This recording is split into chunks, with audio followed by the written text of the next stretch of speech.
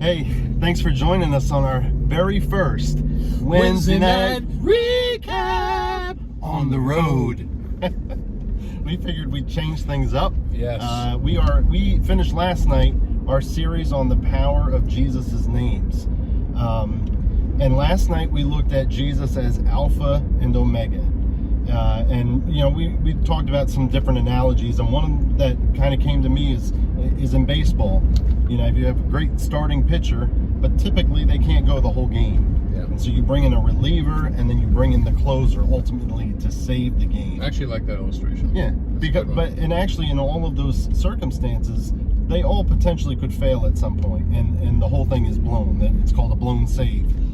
But Jesus, from start to finish, and everything in between, is walking with us through this journey. And I loved what he said, that Jesus doesn't alpha what he doesn't omega, and that he is with us throughout everything, and he will bring to conclusion, whether it's our life, our circumstances, our ministries, he will bring that to a beautiful conclusion. And we can't always see it when we're walking through it. So true. You know, and a couple of the passages that Pastor Brandon had shared, we read last night, was one from the book of Hebrews. It says that he is the Hebrews 12:1. He's the author, which is the one who writes it. He's the author and the perfecter of our faith. What a powerful scripture, really indicating Jesus's. He's the one that thinks of the story. Right. He's the one that writes the story, and then he's the one that makes it perfect. Right. And so when it comes to your faith, whether you've been walking with Jesus for a long time, for years, or just for a short time, he's the one that, when it comes to your faith, he's perfected it. He's the author of it, and he's the perfecter of it.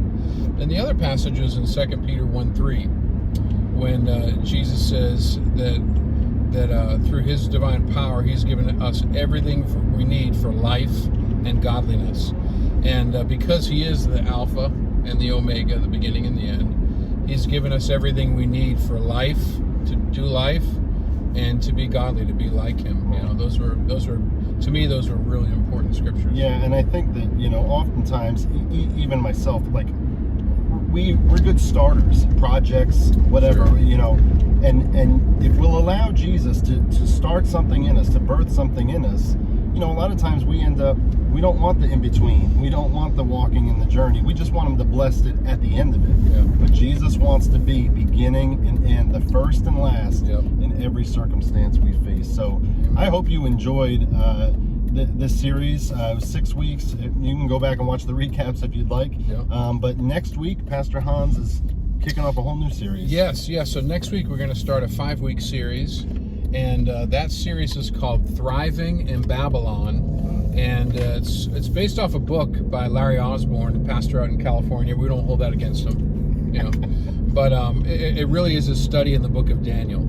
And so we just come off the names of Jesus, which are powerful names, and then we go to a powerful book in the Bible, the book of Daniel. And I think we're going to have a unique twist on it.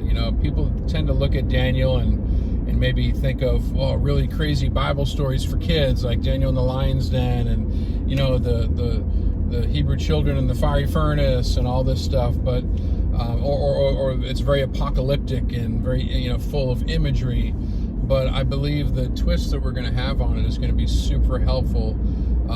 Hence the theme, Thriving in Babylon. But that's going to be a good time. Starts next this coming Wednesday.